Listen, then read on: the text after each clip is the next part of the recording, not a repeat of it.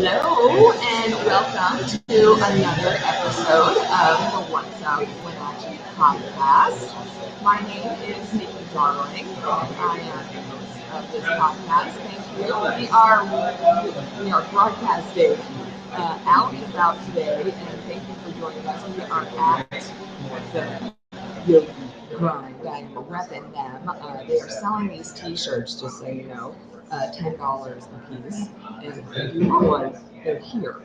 And they're going to be collector's items here very, very quickly. So I would come on down and get yourself one of them for a fan of the Yogi, because at the end of this month, in just like a week and a half, this is closing down. I found this out. I mean, they just made this decision within the past month, and we're going to get a chance to sit down with Teddy and Elvis, who, as of right now, their titles are the owners of the Yogi Grind. But as of February 28th, these doors are closing.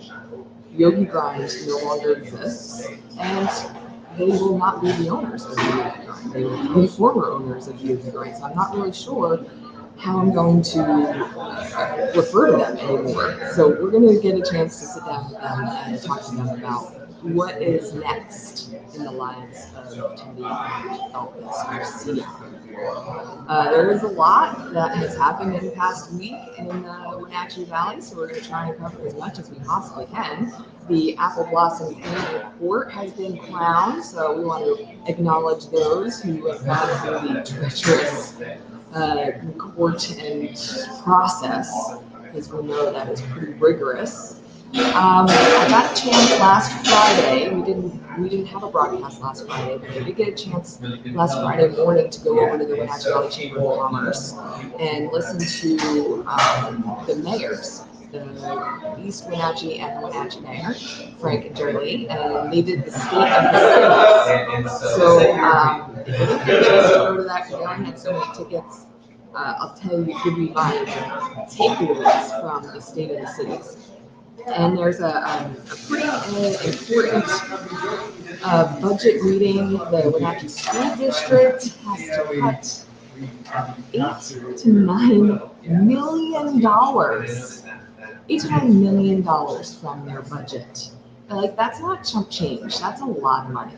So we're going to talk about where the area is. They have a few different options that they're voting on, and one of them is going to take effect at the end of this month as well. Today is Random Acts of Kindness Day, February 17th.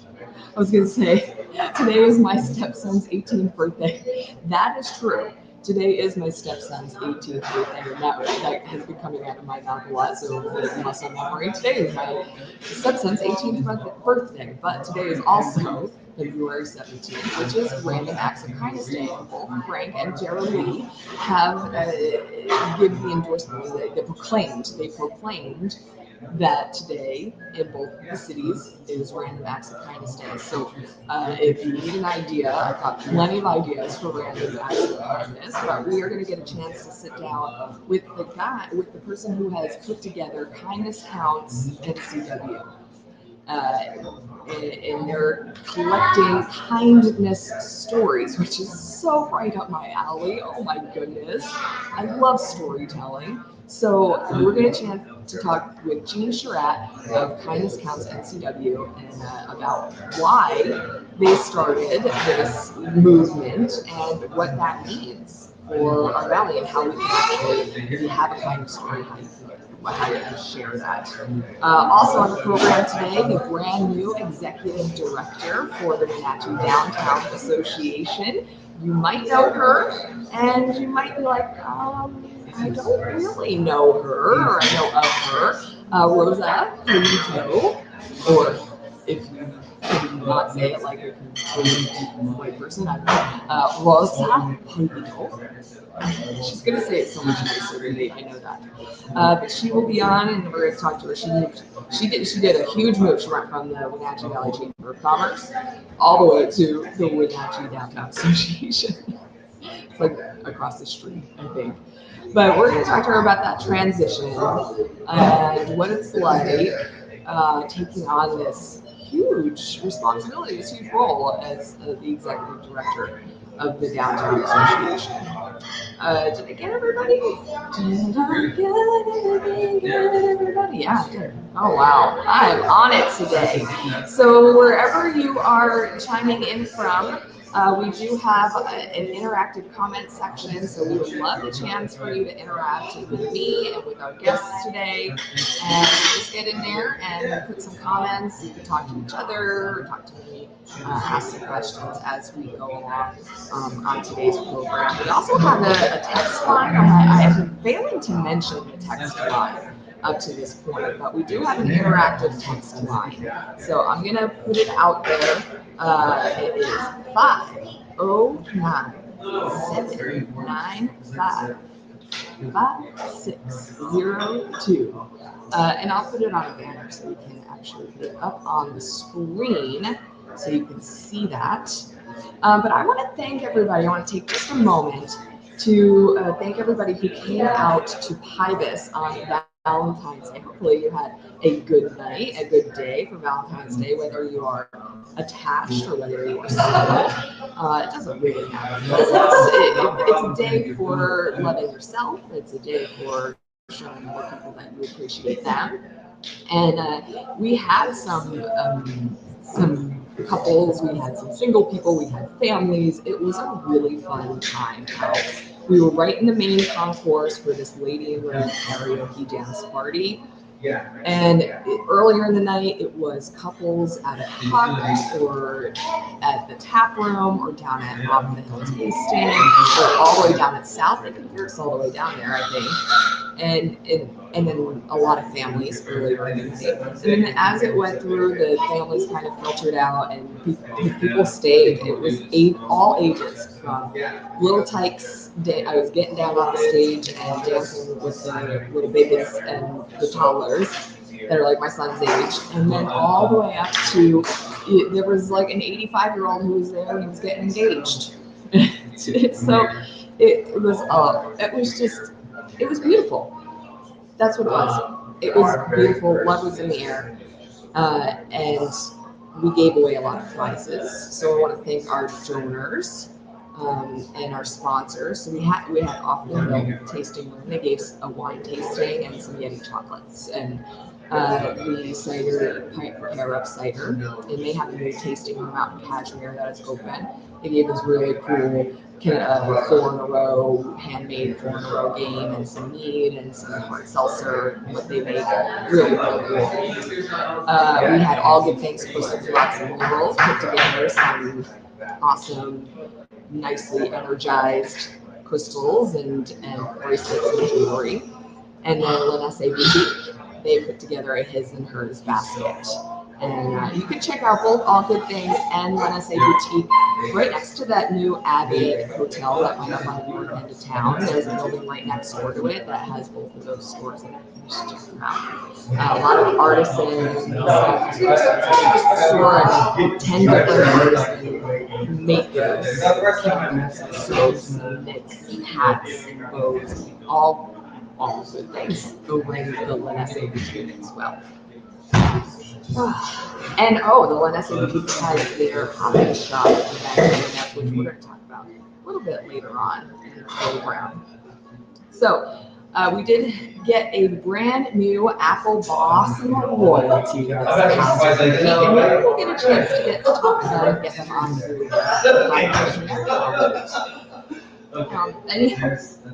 and they do over 150 appearances in the course of 3 months, between I think like January once they're crowned here in February, March, and April, they do 150 appearances, and then Apple Blossom, and then through the summer they go do 15 different festivals across the region.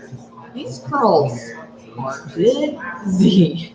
Like, they're busy, and they do get like scholarship money, and but it's really a growing opportunity for them to because they're getting a lot of experience through this, but it's a giving experience for them because they get to work a lot with the community and the organizations and nonprofits that they get to do these analysis with. So they get to learn about their community, they get to learn about what good things are happening in their community. So it is a wonderful program for them too. This is not something that we had where I grew up. Because I didn't grow up around here. Sorry guys, most of you know that about me. But I grew up on the East Coast and we didn't have any kind of program like an Apple Blossom, Royal Court with scholarship money that you could go into this. And I know that in an upcoming episode of Back of the Page, which is also another podcast on this network, that Woody, the executive director of the PAC, is going to mention this talk with Christopherson, who is the administrator of Apple Blossom, and they talk about how this has just always been a legend, a heritage instillment in the young ladies growing up in this area and how important it was. It wasn't a question of were you going to do it or weren't you going to do it. You just were going to do it. That's it. You were just going to do it. That's it. So we want to say congratulations to the 104th Festival Queen, Scarlett Khan, and Princesses Natalie Pearson and Dylan Schmitten. Yay! I just am so proud of you girls. I know that it is a long process, it is a grueling process to go through that. So Queen Scarlett is, she gets some scholarship money, $10,000 scholarship. Natalie and Dylan will go home with a $5,000 scholarship, and they'll go through this season. We'll see a lot of them. We'll hopefully get them up on a future podcast here pretty soon. All right, I want to talk about this vote that is going up in the Wenatchee School District. Is the top schools administrators are saying that they have to do a budget cut that is between $8 and $9 million. Now, I start to pay attention to this stuff a little bit more because I'm going to have a kiddo in the school system here pretty soon. So I just wonder why it needed to be like so much money cut. Like $8 to $9 million is a lot of money to cut out of a budget, and so I turned to the interim superintendent, who is Bill Eagle at the moment, and he said there are 3 different possible scenarios on different budgets that are moving forward, and it's mostly because they're seeing a decrease in attendance, school attendance, and that's here locally. And I know through like COVID, they had a really tough time. Like all those school districts had a really tough time from COVID, and there was all of that remote and virtual learning. But they say there's only like 14% of the local student body that is still taking advantage of that virtual education program. So, but they're still investing money into it. So one of the scenarios is to defund that program. Is what it's called. So there's 3 different scenarios, but no matter which one that they pick, $8 to $9 million has to be cut out of the budget, and that is going to take place February 28th, the very, very last day of the month. So, and we're getting some of that information from our friends over at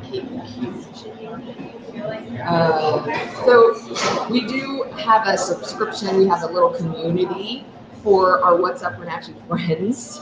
And you can join our community, and it will give you access to different giveaways. We do ticket giveaways. We give you exclusive interviews that are sometimes audio-only interviews, longer form interviews of something they might see here. We might get unpack a topic a little bit more often.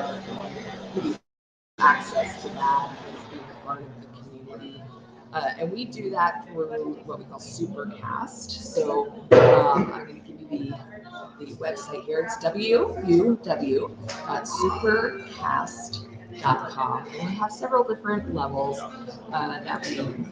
that you can join our community at, and none of them are really going to break the bank. Maybe they will. So don't break the bank for us. We don't want you to do that.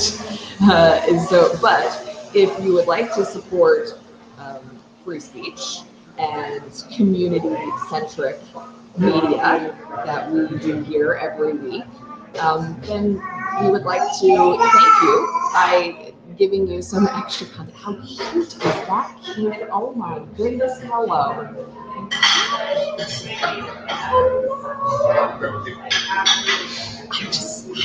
Oh my goodness. Okay. This is why I love this place. I'm just so sad that they are closing down at the end of the month. But it's happening. It's going to happen no matter what. And the Yogi Grind. But we wanted to get here and broadcast from here. So you have until the 28th, and we're having a little party shindig on the 25th, which is next Saturday. So come in, hang out, dancing. Get your Yogi Grind t-shirts for $10 because they're going to be a limited edition here pretty soon. So I got mine. And then the 28th is the doors are closed. There might be, I know they are looking for new buyers, and there is some interest. Maybe I don't know. I saw the yoga studio, maybe a cat lounge, maybe a silent disco in the back there. I don't know, there's plenty of different options. So we're gonna, I guess, in the near future, find out what's going to happen to this spot right across from the back. But hopefully it's still a gathering place, because I come in here and I see people I know all the time, and I meet new people, and I'm gonna miss those community connections. So coming up next on the program, we have the guy who put together this Kindness Counts NCW, and we really wanted to talk to him today because today is Random Acts of Kindness Day, and that's it. It's find somebody, do a random act of kindness, and that be it. You have no expectations other than that. So we're going to go ahead and get our good friend Jean sat down and entered into the podcast. And I can't say it. Somebody was like, "I'm going to talk to Jean today," and I was like, "He is a legend here in Wenatchee." And I'm like, "Oh wow." I didn't know that I was going to be talking with a legend, and I love that because, if I didn't know, then that also means that some other people probably didn't know as well. So apparently, Jean needed a minute to get herself together. So let's talk about this. So there was a proclamation that was signed by Larry Crawford, who's the mayor of East Wenatchee, and Frank Coots, who's the mayor of Wenatchee, proclaiming today Random Acts of Kindness Day. So this Kindness Counts NCW campaign is going to run the rest of this year. And here's a little flyer. It says, share your kindness story at Kindness Counts. Join the movement in North Central Washington. The website is kindnesscountsncw.com. So they are collecting stories of kindness, and they distribute them through different media outlets like NCW Life, Wenatchee World, looks like Open in 7 Seconds, and Together Wenatchee. They've got a bunch of different media outlet partners that they're working with on this. So maybe we can help join the movement and figure out what it's all about. As we join into the program, Mr. Gene. Gene, how do you say your last name? I want to make sure I get it right. Perfect. Sharratt. Sharratt. Okay. And it says microphone on. Can you just push one for me? It is.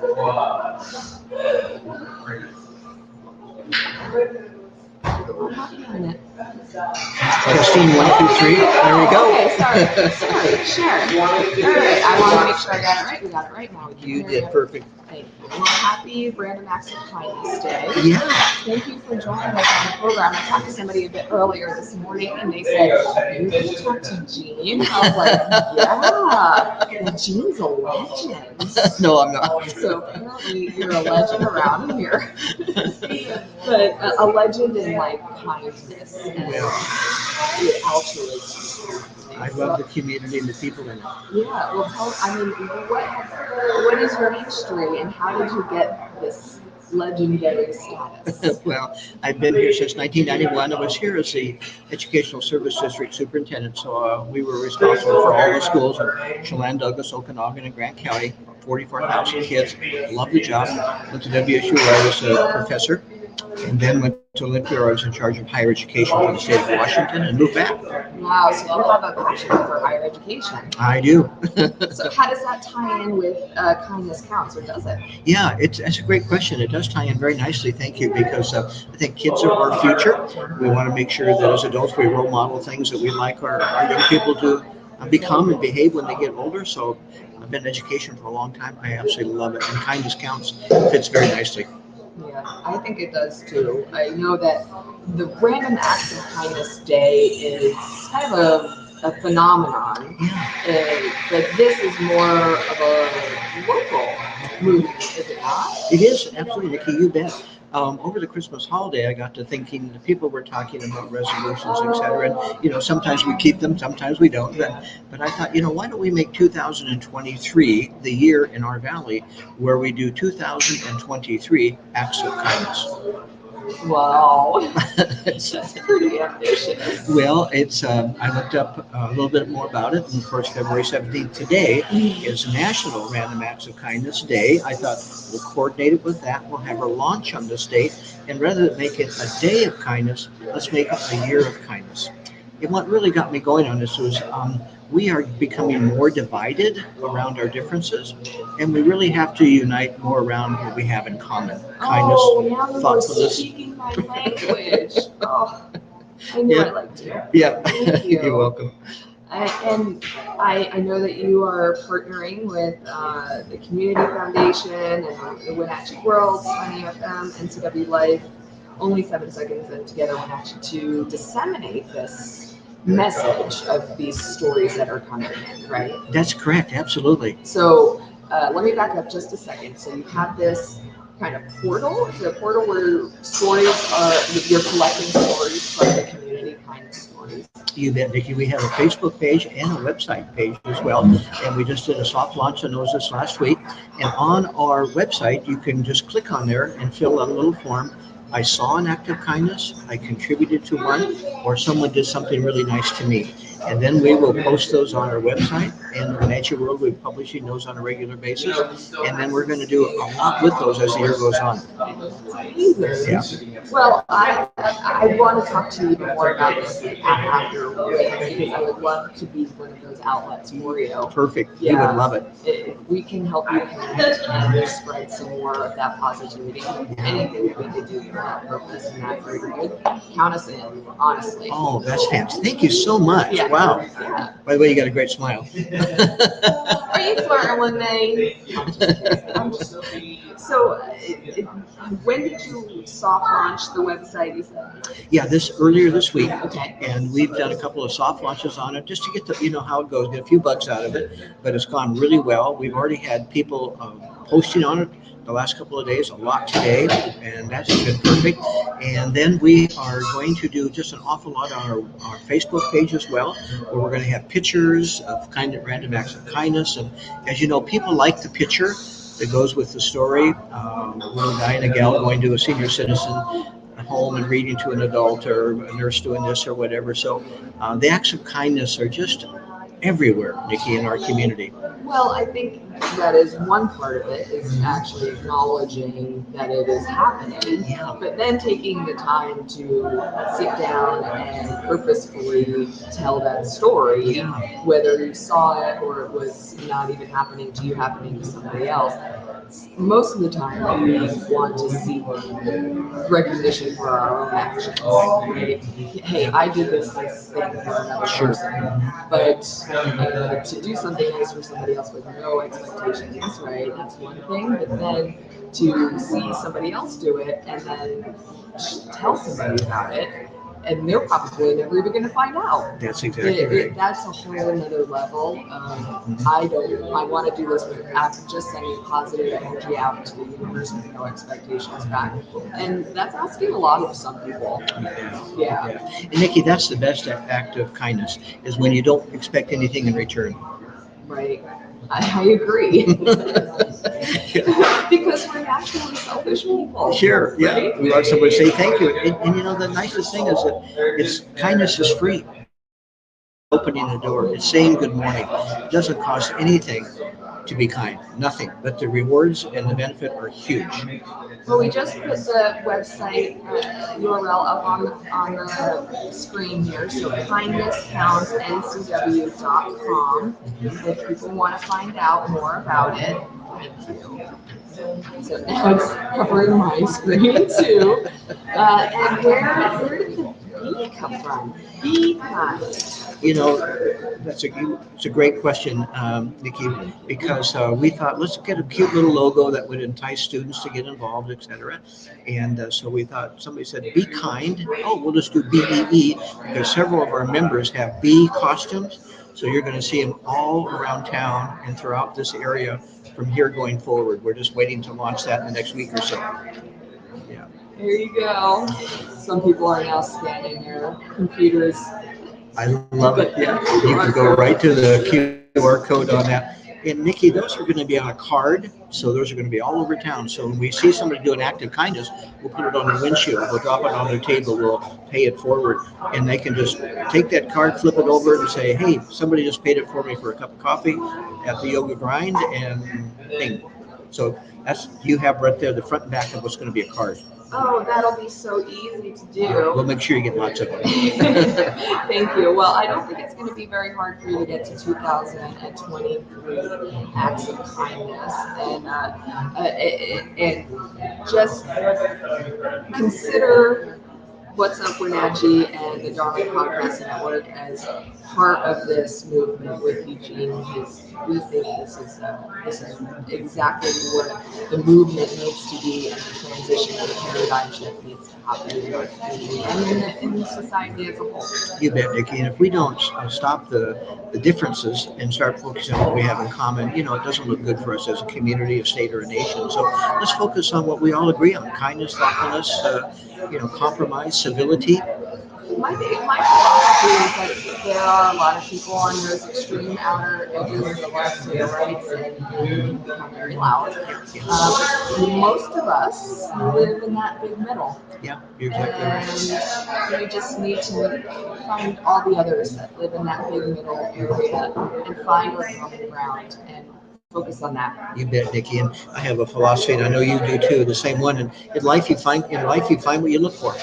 And if you look for kindness and goodness, it's everywhere. Gene, it's been a pleasure. My pleasure. Thank you so much for being here with me. And thank you for your support. You got it. Okay. Have a great day. We'll talk to you soon.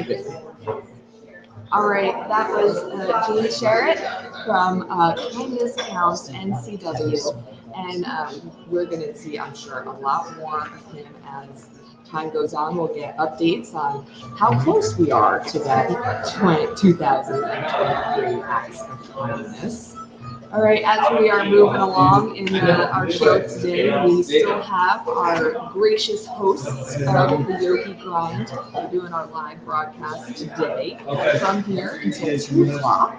So you can come down. There's people getting coffee. They're buying t-shirts. These guys shut it down. They are closing the doors here at the Yogi Grind on the 28th, the end of this month. So we're going to do a chance to talk with Teddy and Elvis about what is next for them. And then also Rosa Pullido, who is the new executive director of the Wenatchee Downtown Association. She's going to sit down with us to talk about the vision for the downtown coming up next year. Thank you so much, Jean. You're welcome. Say hi to Rosa. She's on our team. Oh, good. Oh, perfect. Yeah. All set. All right, so coming up, we're going to get down and talk about if you are heading over to Pybus this evening, drink water. Beautiful, thank you. Thank you. That was great fun, Nikki. Yeah, and we'll see. We'll do it happy again. Kindness Day, you guys. We'll see you soon. Okay. If you are heading out to Pybus this evening, they got their painting session for the Empty Bowls. If you never heard of Empty Bowls, it's an international grassroots effort to help fight hunger growing across the nation and all across the world. So here's how it works. You give a donation. It's a donation of $15, and then you get your own ceramic bowl. You can glaze it, customize it, and paint it however you want. And they do a public painting. A public painting is tonight, or this afternoon, between 3 and 7 at the local Event Center at Pybus Market. And then they take your bowl and they fire it and then put it on display. So today is the public painting between 3 and 7. You can go on to cdcac.org and you can actually pay for your bowl ahead of time, or pay for your donation for your bowl ahead of time. And that's going to be down at Kindness this afternoon. Man, geez, he's a nice guy, huh? Yeah, absolutely. Oh. It's like the kindness ambassador. He's kind of like the kindness ambassador, right? Kindness The kindness ambassador, yeah. Really, really, really nice guy. I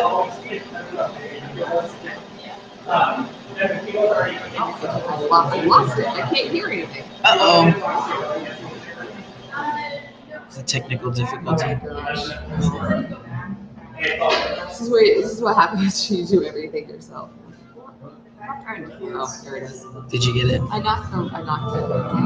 Man, it happens. Like you said, when you're running it yourself, right? Do it live. This is what happens when you do it live. Yep. So yeah, he is like a kindness ambassador. It truly is. You know, it's so weird that I've never met that guy. I didn't even know who he was before, like this week. Right. And then I actually didn't even know his like gender. Not that that matters, right? But as soon as he walked in the door, I knew it was him. It was just like he walked in the door and I went. Yeah, but he carries this vibration, like this really positive vibration, and I completely picked up on that like right away. Just big heart, doesn't care if he knows you really that well, just nice, Like, genuine. Yes. I'm gonna look at you. I'm gonna use your name. I'm gonna acknowledge you. I'm gonna make you feel seen, Mm-hmm. heard. Mm-hmm. Absolutely. Oh man, he was awesome. See, that's why he has a legendary status. Exactly. Not because of anything else. Because he walks around with an air of gravitas, kindness. Yeah. Yep.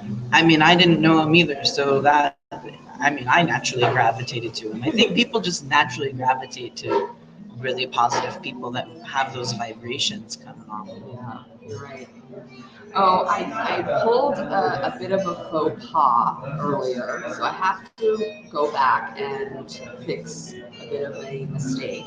Okay. Not a mistake, an omission, Okay. which is not a mistake because I didn't say it. But Andrew Simpson has corrected me and reminded me that it is always good etiquette that when you announce the apple blossoms queen and her court, that you announce their parents, who they are the daughter of.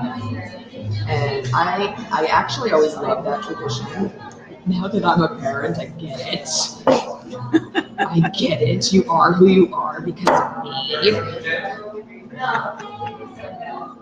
me. My son better say that.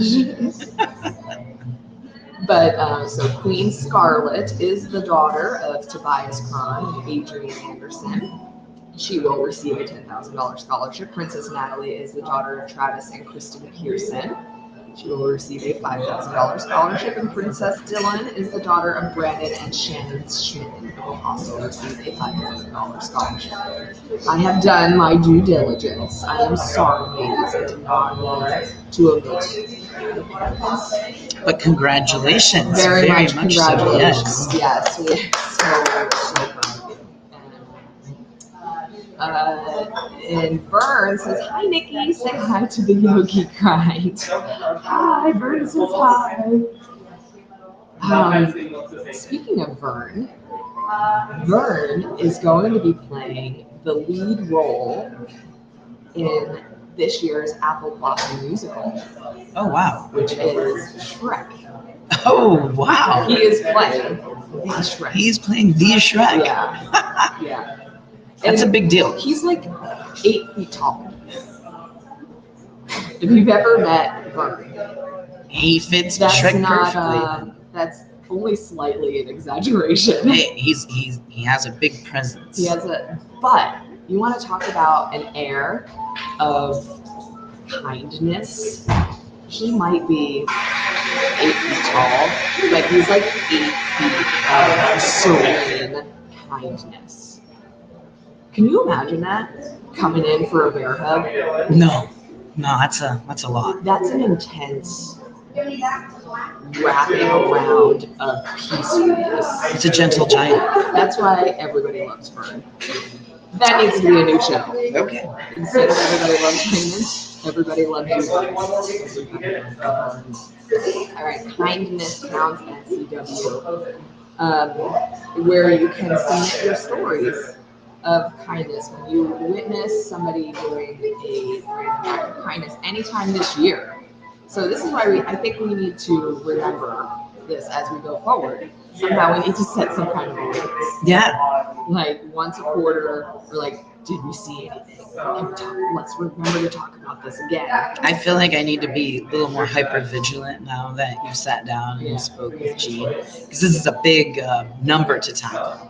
So I feel like I want to be a part of that now. Like we need one of those thermometers. Yeah, right. Exactly. We can color it in as we go. Like, how many did you see today, Nikki? I saw 2. All right. What about you? 1. All right. Yeah, we're going to be just like a conduit, a funnel for all the big kind beads that are coming into the website. Like, how many came in from the podcast? How many came in from downtown? It's by the end of the year, it's going to be a contest on who filtered in the most acts of kindness. That would be the best kind of contest ever. Right. And it happens every day all around us, all Right. the random acts of kindness. So we just need to be able to spot it as members of our community and go to that website and say, I saw this happening. Mm-hmm. Because it makes everyone feel better in the long run, just knowing that that's going on. I mean, I don't know about you, but I've had like coffee paid for and a more random act of kindness pay it forward. No, nobody ever pays for my freaking coffee. Gosh. You buy me an energy drink every now and then because I'm like panicking nine times out of 10 going, somebody get me some caffeine. I need some caffeine. But as many times as I'm in this place, this Yogi Grind, and I buy it. I was thinking about that earlier. Nobody ever buys me coffee. Dude, nobody ever buys me coffee.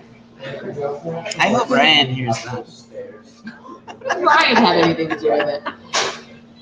Ryan doesn't have anything to do with it. Oh my gosh. All right. I promise you, we still have a lot of show left today. Teddy and Elvis are still going to sit down with us. Also, we have Rosa Pullido from the Wenatchee Downtown Association. Are either of them, are you eyeing either of them? I've been looking around. I don't see this happening right at this moment. Okay, what the audience right now needs to understand is that it is literally lunchtime at the coffee house right now. So we're trying to enable one or both of them whenever we see that there's like a lull in the day to come over and sit down. So if you see us moving and pivoting, that's why they call me the pivot princess.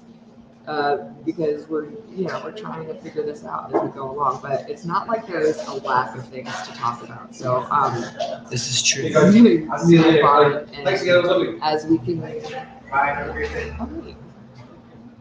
Yeah, you guys. Yeah.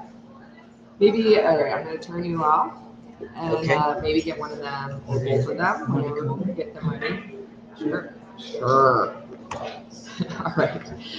So I will tell you, as we're getting those guys ready and on the broadcast here, that Darling Productions Live does have some events coming up. So we do thank you for coming out to the Lady in Red event at Pybus on Valentine's evening. We are going to be out at the Wenatchee Wild for St. Patrick's Night. So that's going to be a month from now.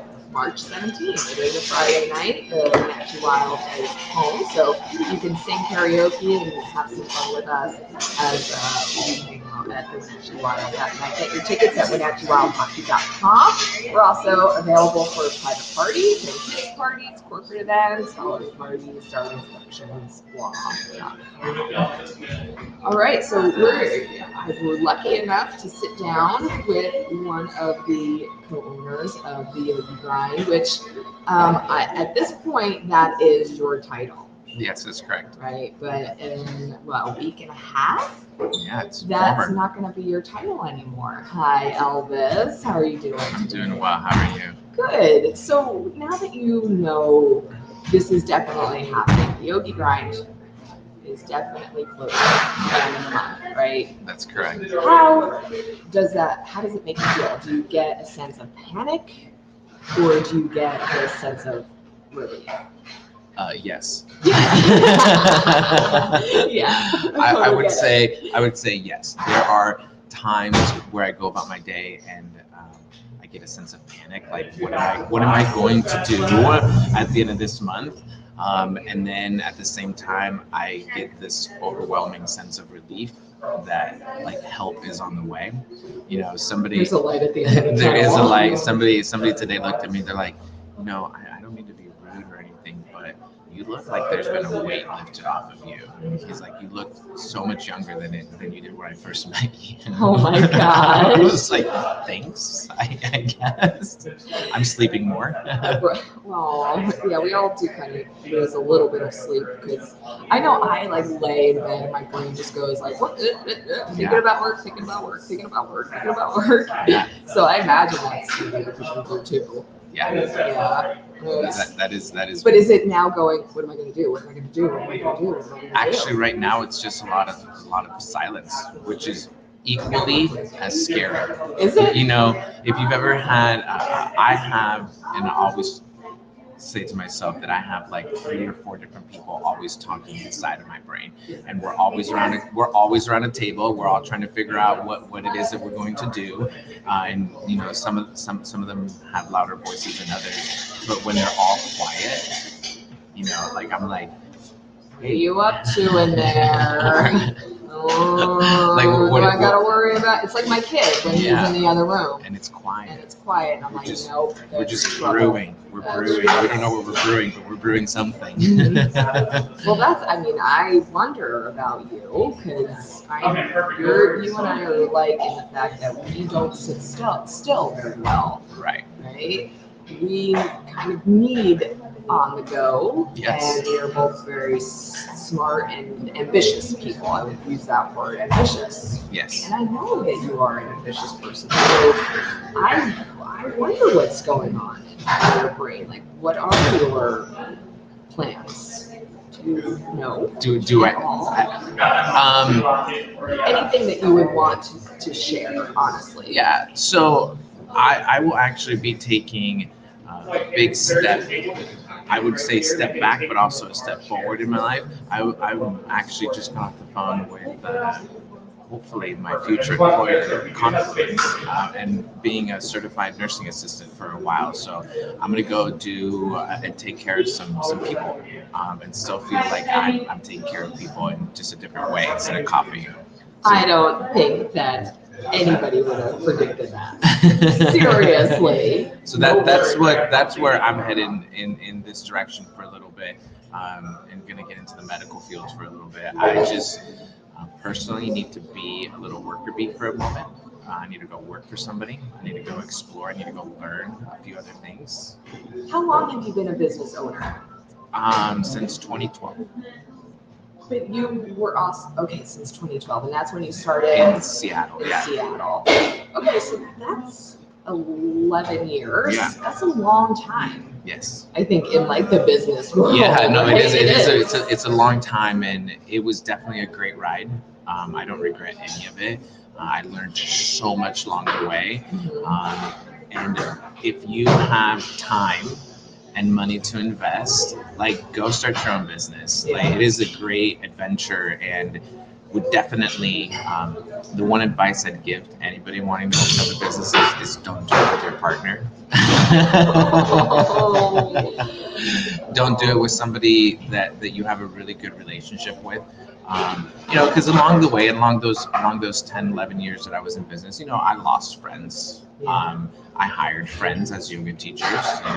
My advice was don't hire friends, and don't. There has to be a very strong line between Yeah. business and your personal life. Yes. I mean, I already have learned that. Yeah, I can't sit down and have a really good friend conversation with somebody who I just talked to about not performing well. Yeah. And that's really hard, right? Not a lot of people can have that distinction of turning on that switch on and off. That's really hard. It is. And so I learned really, really quickly not to hire friends. Although my employees quickly became friends, there was that very distinct, I'm your boss. Yeah. There's boundaries. I mean, it's every relationship in the world. It's like, how do we set safe boundaries with people, right? Mm-hmm. So I don't know. So how do I refer to you now? I mean, you're just Elvis. I'm just Elvis. No, but I don't know how to get a hold of you. You can pick up your phone and just look for Elvis on your phone. Okay. There's no official title attached to my name. I'm just Elvis. Okay. No official title. Do you like that now? There's no official title. Yeah. Oh, well, there must have been some pros to starting a business with your partner. I mean, because you worked so closely together, and you have built this brand and this thing all the way from the ground up. And I'm looking forward to getting a chance to talk with Teddy, but because I know that he has his own thoughts on this. But I learned something this week that you guys built a lot of this together. Yes, we did. Yeah. I'm that's really impressive that you guys would not just kill each other before you even opened the business. Teddy and I very much so do not pass the IKEA test. We don't build IKEA furniture well together. We each have to buy our own and build it separately, which is very much what we did in this space. Meaning I had the vision, and I would hand Teddy my vision. I would, I kind of looked at everything at like 30,000 foot altitude and big picture type of guy, and I said, all right, I want this to look like this. This is what I look like. Don't ask me about the dimensions because I don't know. I don't know how high off the ground it needs to be. This is for you. and then Teddy is very much about the details. So he gets it and he's like, okay, well, if you want this to work, it needs to be this tall. I was like, go for it. So what are your big concerns moving forward about closing? I don't think I have very many big concerns about closing the I shop find that itself. hard to believe. I have concerns for you, but I'm a worrywart, right? Like if I was thinking about closing down my business and it's shutting off this brand that I worked so hard to build, I would, maybe it's because I still let like my pride get in the way. Yeah. And, and I would be, I would have to mourn the loss of that brand going away. Like Yogi Grind is not going to exist anymore. I think it's safe to say that I have processed the loss before I even announced it. Oh, okay. How long have you guys been talking about this? I knew that I wanted to make a change in about November of last year. Okay. And so that's really when I started processing and going through the checklist of everything that I needed to do. So on November, December, and then January, it's not, it's about 3 months of my time, that I spent kind of like processing and how things are gonna go. And so, like when you're breaking up with somebody, the person who's gonna do the breaking up has already processed that, like, I'm not going to be with somebody for a while. Right. And then, everybody's now processing the, like, oh my God, you're closing, and for you, it's already been a done deal. Yeah, for me, it's been a done deal. It's been a done deal. And, I had to put my mental health first before anything else. And I had just gotten really, really tired. I think it's what we call burnout. Yeah. Right. Running a business through COVID was really hard. Right, especially a business like this, a storefront, a place that needs people in it. Yeah, we need people, and we do yoga. Also, right. We need people on their mats. People. We need people. Yeah. I know, but that's I think why it's so shocking, Elvis, because now we're getting out of that. Yes. And so people are breathing a sigh of relief because they're like, oh, our business has made it. We made it through COVID. Well, I would say most businesses probably on the surface or deeper down than the surface are actually still struggling. I would say most small business owners are still trying to either pay back any sort of deferred payments on rent. Personally, I know that we had to defer a lot of rent from Seattle and this location. And so,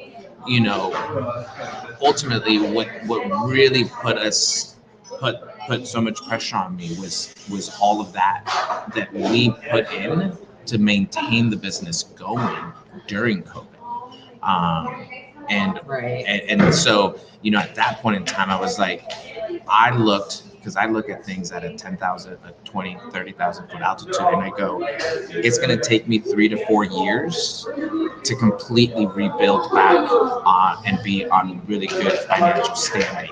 And I looked at that path and said, I don't want to work that hard for 4 more years. Yeah. So you're already at burnout level. Yeah. And then seeing how much you're continuing how hard you're going to have to work for the next 3 to 4 years going. I just don't think I can do it for that hard for that long. For that, yeah. And that's ultimately what was just kind of like, the smartest decision for my mental health and for the business, right? And it was hard, but was there anything that we could have done better as a community, as other businesses?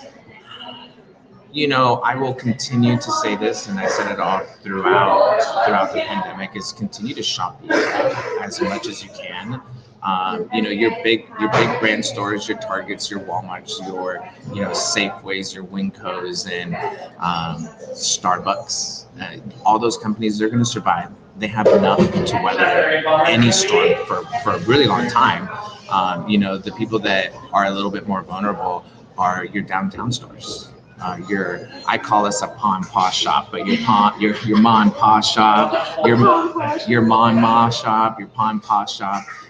All those shops that really, we emptied our savings accounts when the pandemic hit to continue our version of American Dream going forward, right? And people continue to coming back, right? Our coffee shop is busy, right?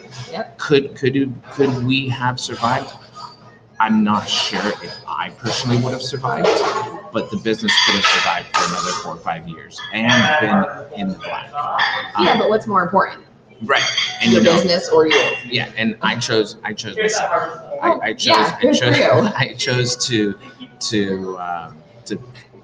chose human relationships over stuff. Yeah.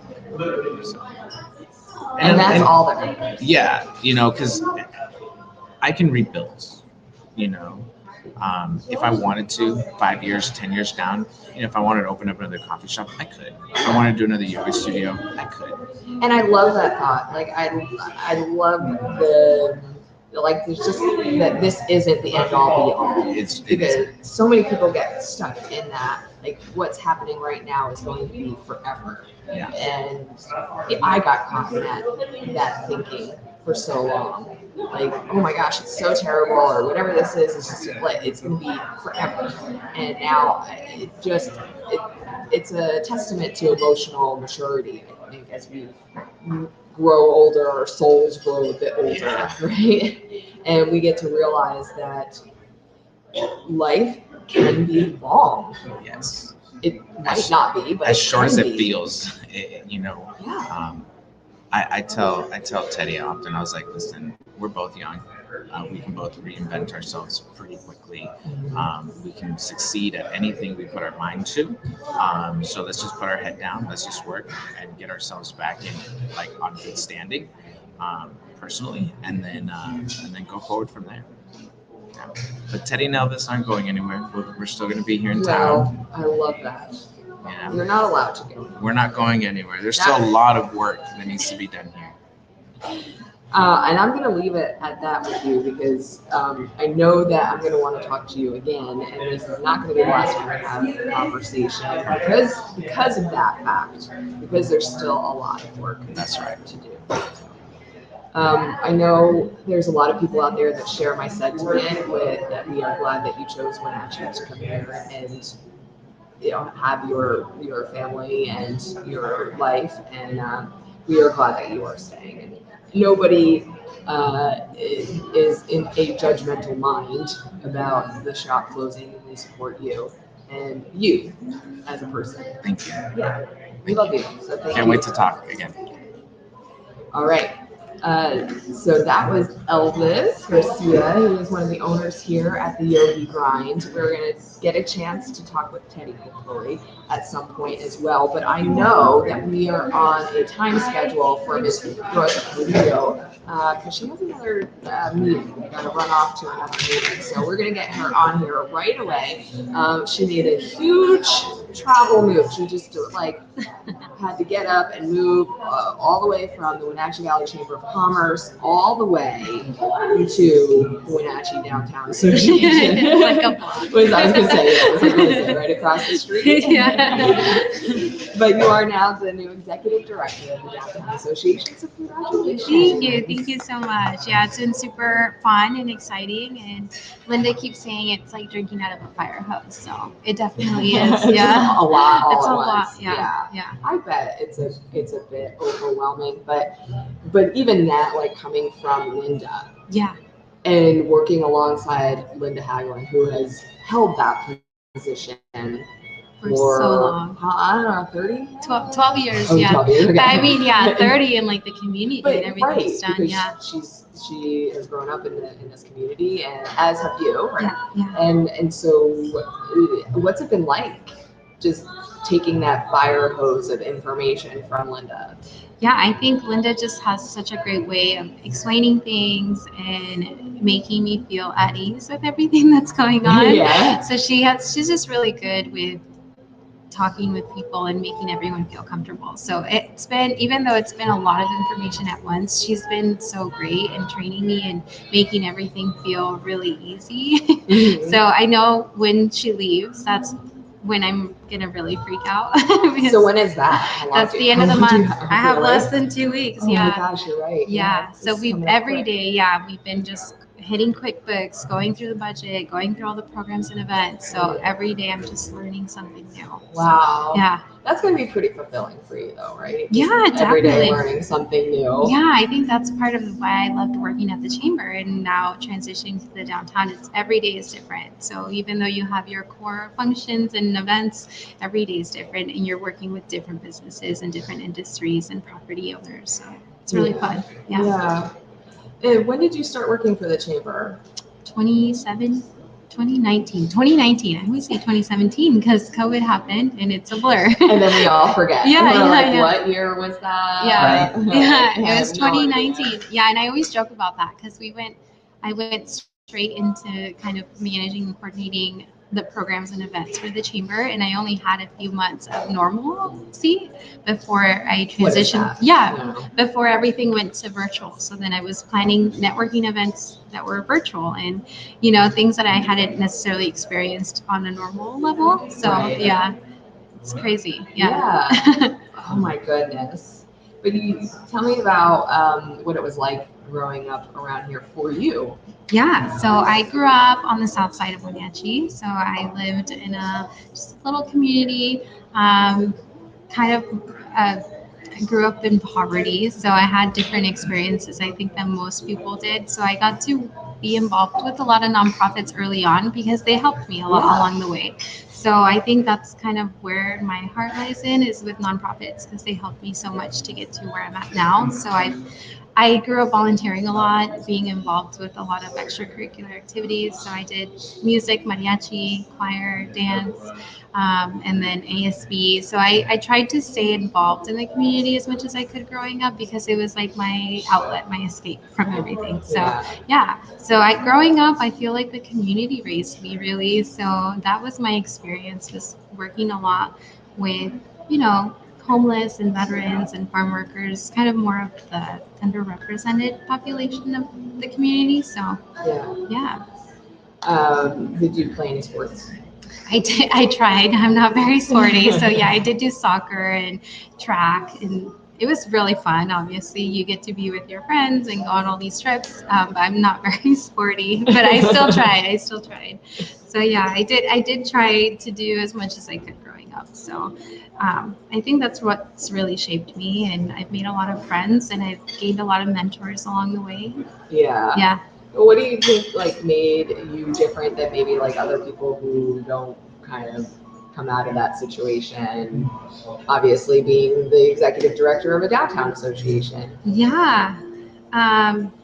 Like how I feel about it, or no, what your mindset maybe as a kid growing up, seeing yourself being gravitating towards being community minded and wanting to volunteer and going in that direction rather than another direction. Yeah, well, I'm the oldest of 6. What? So, yeah. Come on. Yeah, so I have a lot of siblings. Most of them are girls. I only have one little brother. So I think being their role model for most of their lives, and that'll do it. Yeah, so I think that's what really pushed me to be the best version of myself, is because I had 6 other little people looking at me, for a direction or a path. So I think that's what really motivated me. And now I have my own daughter, so I think that's just continuing to motivate me, is to be a good example to them and Right. to all the little kids that are going through all the difficult things that they're going through. It's it doesn't define you, and you can make your own path, your own way. So Right. yeah. Yeah, when I used to live in Ellensburg, so what moved me over to the West Coast from the East Coast was I took a position at the university, Central Washington University. So I lived there for 2 years while I was helping to develop some academic programming. And one of the big things that we used to tell the students there is like, you are not defined by your zip code. Now I understand like North Wenatchee, South Wenatchee have the same zip code, so that's not really relevant. But they would say that to the kids growing up in Ellensburg, in kind of this rural area, like you are not just your zip code. Like you can go and be whatever you want to be and make yourself into whatever it is that you envision and can dream for yourself, right? It's like you're not limited to just your zip code. And that's kind of what you're talking about now. Yeah. And I think that really plays into just all the work that I've done in my 20s has been dedicated to helping those that are underserved and helping them grow and just be the best version that they can be, and know that their potential's only limited to what they think. So I'm trying to just help people through that is really what I've been working on. So I hope that transitions into this talk too. I mean, how could it not? Yeah, exactly. Right? Yeah. Like you are going to be so community facing with this position that you are going to. I mean, you are a role model. Oh, thank you. Yeah. I mean, it's a leadership position. Mhm. Is so out there in the community, and you are a woman, for one, in leadership. Yeah. You come from an underserved community, and I don't want to assume your nationality. Yeah, I'm Hispanic. You're Hispanic. Yeah, I'm so, Mexican. yes, so there you go. Yeah. I don't like to assume, but there you go. Like you are just it is inspirational for people to see that like you don't need to follow Rosa and her path, but you can follow your own path and go wherever you can dream to go. Yeah. That's a powerful message, thank you, girl. yeah. Like, come on now. Yeah. Dude, you know that. Oh, thank you. Yeah, I think sometimes I just, obviously, just like everyone else, we have our doubts of our own potential. So sometimes I feel like, am I doing the right thing? Am I on the right path? But everyone's been so supportive, so I feel like it is. Look at Grayson. Grayson, how many times do I ask myself in the course of a week, am I doing the right thing? All the time. Yeah, exactly. So all the time. we do it. Yeah. We do it all the time. Do your siblings live in town close by? Yeah, I actually, 2 of my sisters live with me still. Yeah, I know. One is gonna move soon, which is so sad because she's been with me for so long. But and my other one, she's a senior at Eastmont. So yeah, it's so great to have them around. And then all my other siblings. And your daughter. Yeah, and my daughter. Your Yeah, my daughter's with me too. So yeah. How old is she? She's 9. Yeah, 9? I know, it's mind blowing. I'm like, I'm the mom of a 3rd grader. What the heck? Like, where did time go? How did that happen? I know, it's so crazy. You look like you're like I a know. baby. Everyone says that, but not a baby. Skin. It's beautiful skin. Oh, beautiful thank you. skin. Yeah. Beautiful skin. Right. So you have to have been thinking about your vision, right, for downtown. Yeah. I mean, when you had to have been thinking that through, like the interview process and questions that they were asking you through that process, right? Yeah. So I know that we've been in similar meetings talking about economic development and really that Main Street model of bringing commerce, bringing people downtown to experience shops like this that are downtown, experience the pack. The Packers bringing that's what we really like to do, right? And that's what the Downtown Association is focused on. So I really want to hear what your vision is, because I'm sure you have one. Yeah. What your vision is going forward for economic development in the downtown corridor. Yeah, definitely. I think a lot of that starts with diversity. So you have to have some form of diversity in your downtown. And when I look and think about the census, near 50-50. So when I look at the downtown businesses, is that a reflection of my overall community? So I think about how do I get more diverse businesses downtown? What kind of tools or resources do they need to be successful?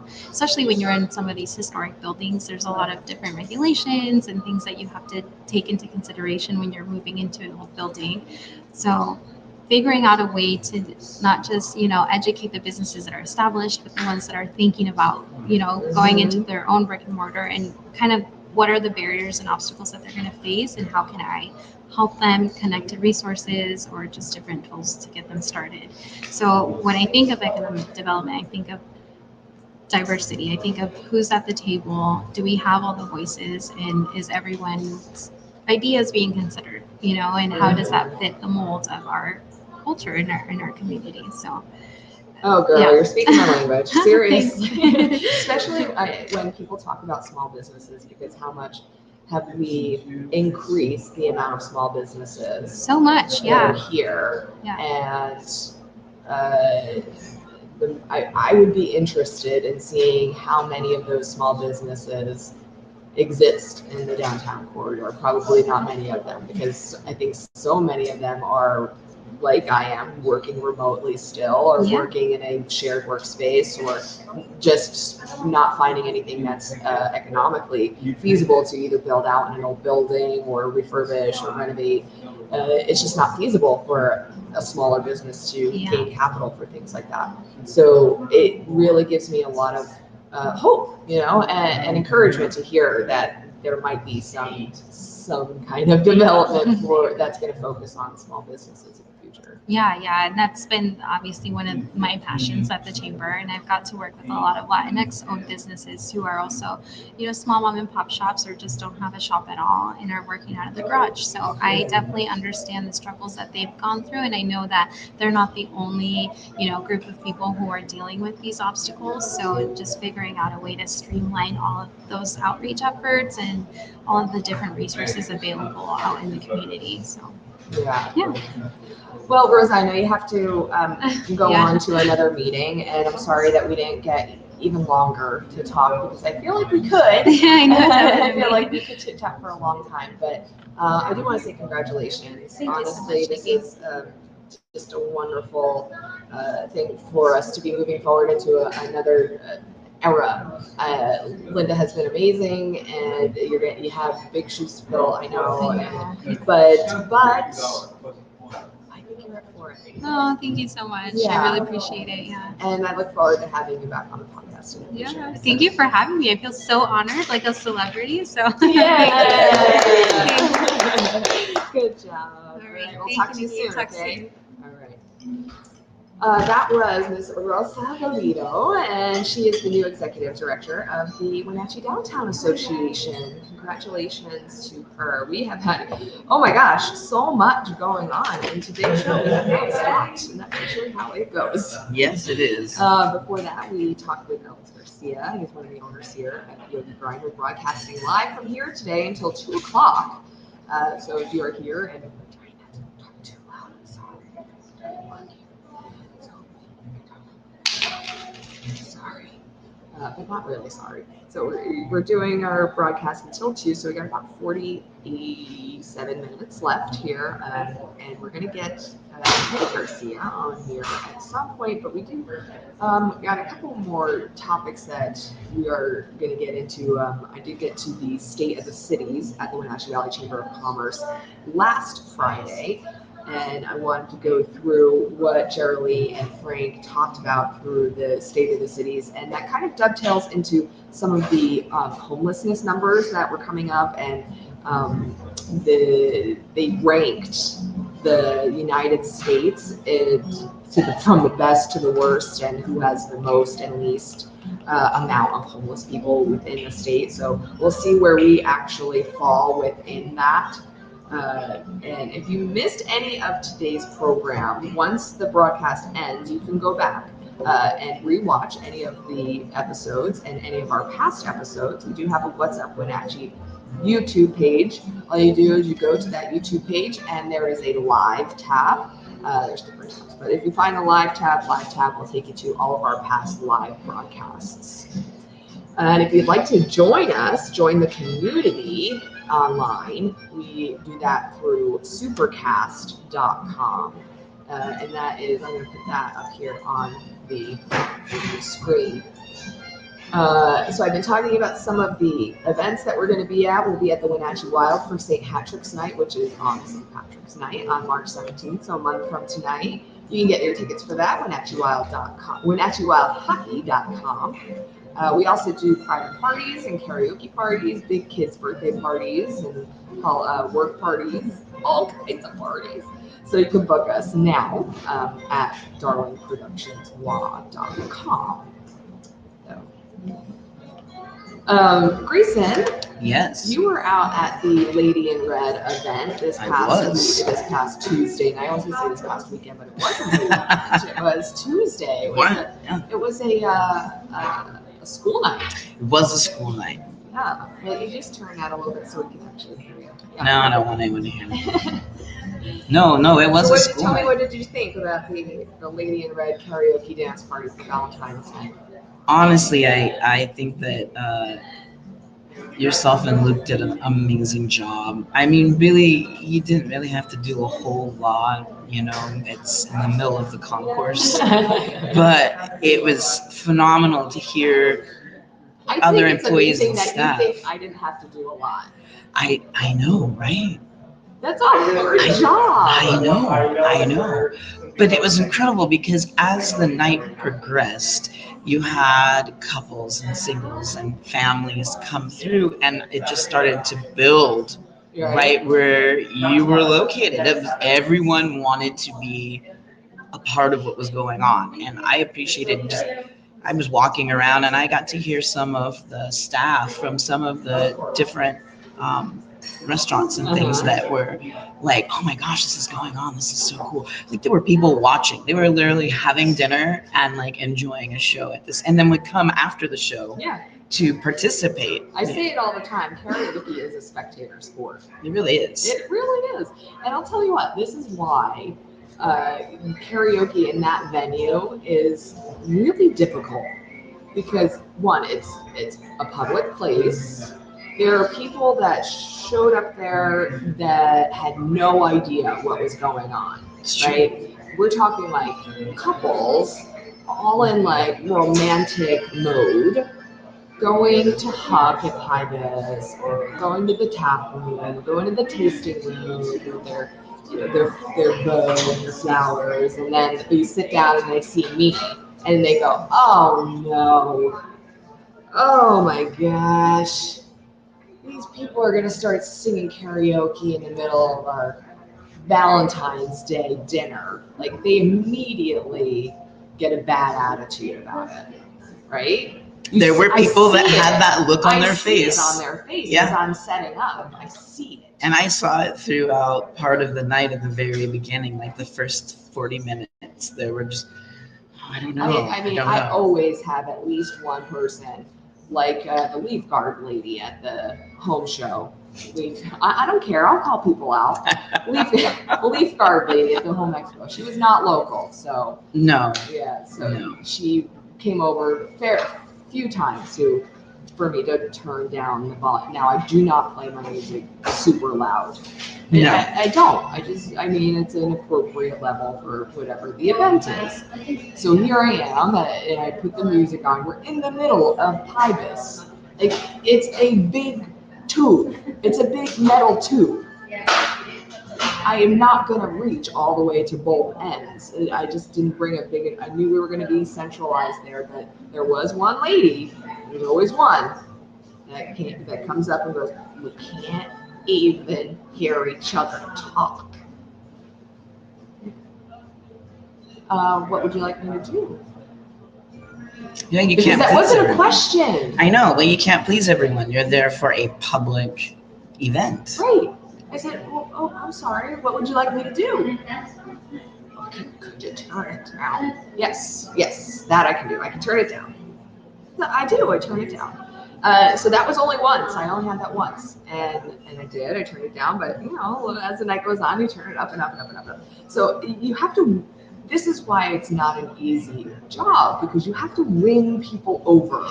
You do. Every time. What I found interesting though is that people that were at South, at the other end of the concourse, literally up in the bar, wanted you to turn it up because they wanted to be a part of it from a distance. From a distance. Yeah. Yeah. Yeah. Isn't that funny? And instead they would just finish off their tabs and come right on down. In fact, you got Kobe, who is one of the bartenders at South, to come out and sing. He's really good. Yeah. So it was a lot of fun, and there were a lot of just. It was one of those events where when you're not really certain how it's gonna go, and then by the end of the night you're rendered speechless because I mean, come on, Nikki, did you think there were gonna be that many women dressed in red to come up for the last prize to throw like a wrench in it, right?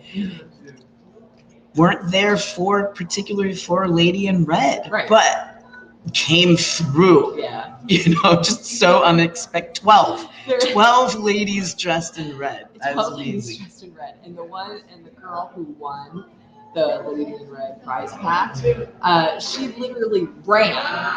Like because we did a timer, and when the timer went off, that's when we did the prize giveaway. So the timer went off, and I go, okay, the timer goes off. We're going to do our Lady in Red prize giveaway. And I can literally see her out of the corner of my eye, sprinting towards the stage. She was like, I'm gonna win this prize. Oh, exactly. And she did. She worked it. So. And then you had the cute little boy. I can't remember his name. Kevin, who really wanted to sing for his mom. Yeah. And that was a really special moment. You could tell that he was treating his mom out to a nice. Well, he got all dressed up. Oh yeah. He was dressed to the nines. He had the black button up with a pink bow tie, and then she was wearing a matching pink dress, and they were adorable. It was wonderful. And then there was the 85-year-old guy who got engaged. Literally that night. Yeah. That was incredible. That was an incredible story that he shared. We talked earlier, we started talking about with Elvis, talking about how life is long. Life can be long, right? So, okay, you're going through a bad time in your life right now, just wait a little bit, because it's going to get good again. And then it's going to get bad again. And then it might get good again. Like, this too shall pass. Whether it's good, bad, or indifferent, it's going to pass. This guy is 85 years old, and he is getting married. I like that it also kind of spaced his mind because he was in such a good mood, and he was like, what? Come up for a male prize dressed in red, and you're like asking questions about being single. He's like, wait a minute. No, I just got engaged tonight. And I was like, well, look at that. I mean, Valentine's Day is for everyone. You don't have to make it about all these little things, the kids, the people. It was a good time. We had so many different types of people. I mean, that's the great thing about being down at Pybus is, one, you always see somebody that you know, but two, it's just we had little kids, like my son's age. Quite a few dancers. Quite a few baby dancers. Yeah. It was awesome. Then we had, school-age kids who had stage kids sweatshirts on, who were up there singing their hearts out, doing some practicing. And then you had older couples who were couple dancing, right? Oh yeah, you had a few of those as well. Doing like a foxtrot or something. Yeah, the foxtrot and the Lindy, I believe I was corrected on when I asked. Okay. Yeah. And every single person had a blast. Oh yes. By the end of the night, so many people came up and said, this was so much fun. And then I saw it posted on Facebook. It just kind of transcended itself. Like, if you weren't there, you really missed out. But everyone that was there was like, man, this was a wonderful family event. I mean, and that's exactly what it was. Right? Some really, really amazing, cute little kids up there singing karaoke. That's gotta be hard when you look around and there's a lot of people. Yeah. Random people you don't know. I was really impressed. I was really impressed by even the teenagers that were like, yeah, I want to be a part of this, and went up and sang and participated as well, and trying to. I mean, everyone wanted a prize. I know. That was the one thing that was really shocking. If they were scared to go up in the very beginning, by the time they found out what it was, there were people there. Right. Like the 85-year-old who got engaged. She said, "What? You have a prize package? I'd like to be a part of that." Because we had some really good sponsors who donated awesome prizes for the night. So I hope we really get a chance to do something like that again. I know. I just know it. I just know it too. You got some really wonderful reviews and comments, literally from the businesses around, and I felt honored to get to be a part of that and hear what some of them had to say. It was like, yeah, right on, like nail on the head. This is exactly what she's all about, like making a family fun event where everyone can participate and everyone can have a good time, right? And that's what's important. Yeah, and okay, so I'm gonna talk to the people right now and say, I get asked so many times, kids don't like karaoke. Kids can't do karaoke. Honestly, think about it for your next kid's birthday party. And we don't have a whole lot of things around here, to take them out and do the same thing. There are some really fun things, but honestly, if you want to stay home and do your thing, we do kids karaoke parties, and they are a blast. They're so much fun.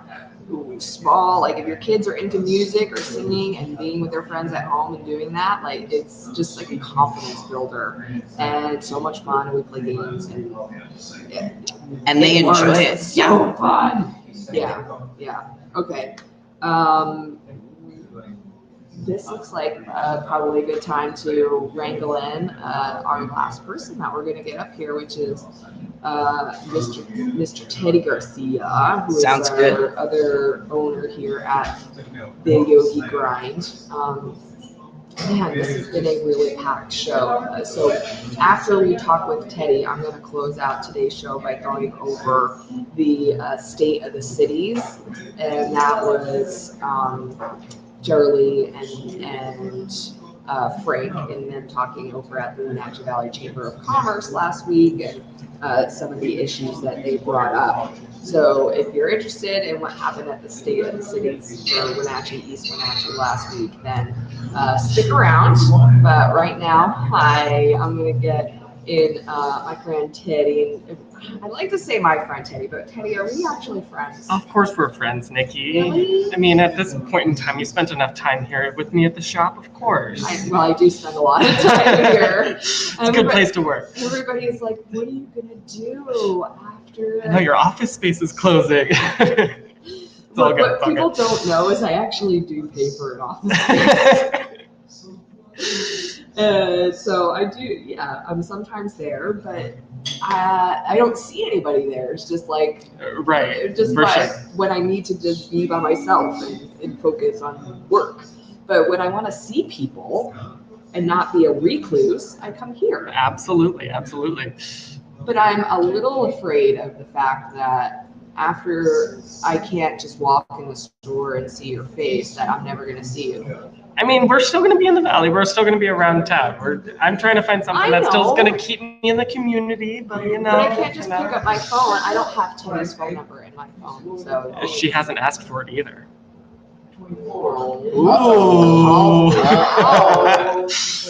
So. This is why I love this guy, okay? The sass meter is like off the charts all the time. That is very true. And nobody rolls their eyes better than me than this guy. Okay, I thought I was like master eye roller because I grew up in an Italian home where like eye rolling was like innate at birth. You just knew how to do it. But you are a good eye roller. I appreciate that. Yeah. It's a good skill, I guess. It is. It's very expressive. And I apologize if I cough, everyone. I'm dealing with some bronchitis right now. So, I'm sorry. on top of Do we everything, need to get you some water? no, we're doing just fine. Okay. I need to drink some. It was just preemptively here for everyone. Mm-hmm. Well, okay. I asked Elvis the same thing, so I'll ask you. After I can't refer to you as the owner of the Yogi Grind, what title shall I impose upon you? You can give yourself whatever title you want. That is a very hard question overall. I mean, at this point, it's just community member, like your neighbor, friend, like person, weirdo on the street. I don't know at this point. All right. Well, that wasn't very creative, but we'll think of a new one for you. You can. All right. But we'll give you like the because Tom Neese, you know Tom, he is our chief hope officer for the show. So you can maybe be like our chief sarcastic officer. Chief Sassafras. Yeah. Like, Chief sassafras. There, I feel like I can maybe 55% call you my friend because there's so many things about you that I don't know. that is a yes. That's for a lot of people. I'm very front-facing here in the shop when I'm dealing with people, and so like we don't get very deep and learn much about people. So I totally understand that. Like I didn't even know that you had built this bar, like, and put the floor down in the yoga room until the other day when. And not just put the flooring down, I built the whole platform underneath the floor. I did all of the framing. I did all of the putting the plywood down, then putting the flooring on top of it, framing out the pillar that's in there. I did all of that. The drywall. The only thing I didn't do was paint. I can paint, but we hired someone to paint it because they were going to be a lot faster. And I couldn't. I said we. I hear the peanut gallery over there. And where in the world did you even learn how to do something like that? Through childhood. My dad worked in construction at odd jobs here and there. So I learned to work on cars. I learned to do some construction work, and it was a lot of watching at first, and then just being integrated in and helping and just being that person that likes to tinker. Like I like to take things apart. Like it's fun to like know how things work a little bit. And so I can look at things and be like, okay, that's how I can kind of like smack that together. So Elvis a lot of times has these grandiose ideas and he starts to talk and I'm like, I can't visually see what you're talking about, but I can probably put it together at some point in time. So like we'll get together and he'll draw me a picture. I'm like, okay, I got some ideas. Like this is what we're gonna need and this is what we'll do. And I come up with the process. So yeah, like the countertops for the coffee bar here, he just had an idea and it's like, we could just put 2x4s together, glue them together, we'll plane them, stain them, epoxy. What does that even mean? What does plane mean? So when you plane a piece of wood, it's like bringing them level with each other. But So what do you do that with? we actually bought a planing machine. So we had 13-inch sections that we're able to put through this machine that spins and takes off a layer of the wood to make it perfectly level. And then once it's perfectly level, top and bottom, we were able to then like sand it to the smooth finish that we're looking for, then stain it, and then we put a 2-part epoxy to really protect it since we're going to be beating on it all the time. Yeah. Oh, I just can't tell you how impressed I am that you could do.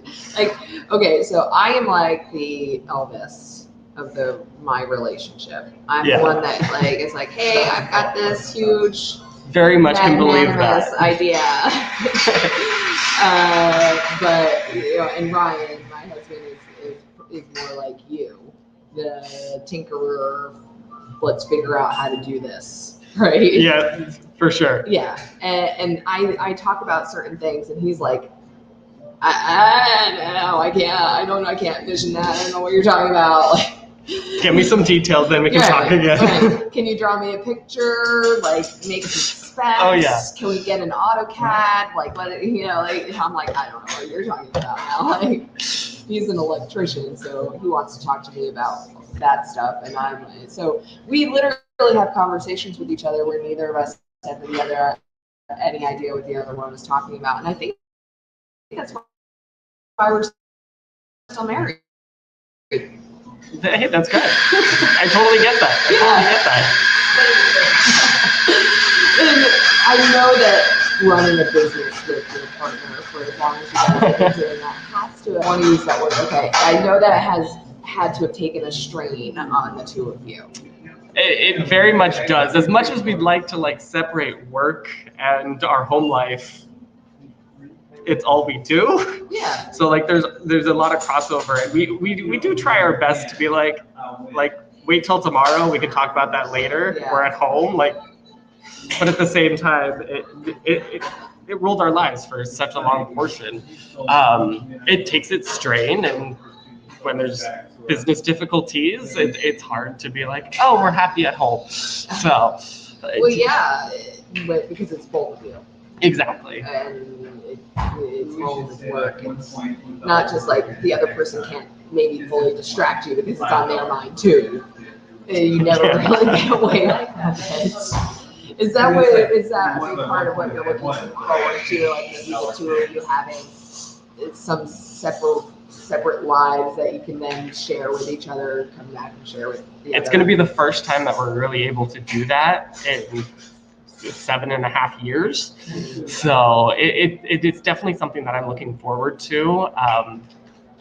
In Elvis's words, we have to work in different buildings at least.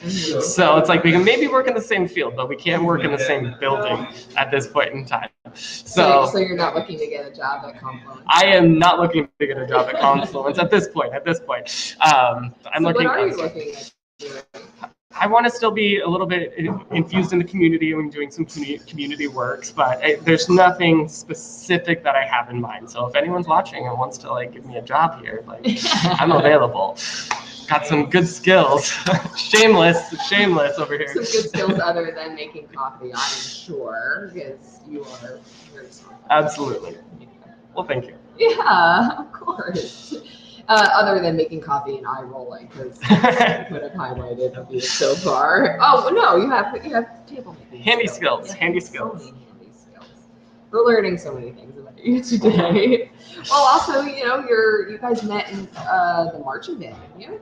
Yeah, we met through Color Guard.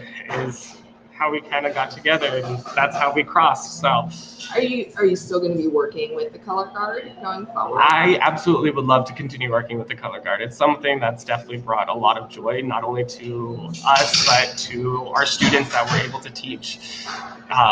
It helped get us through a lot of hard times personally through high school and even post for both of us, that we want to continue giving that to the next generation of students, because it is a family. It gives you a sense of purpose and it gives you something to look forward to at the end of your days, and you get that gratification of performing and doing something as a team.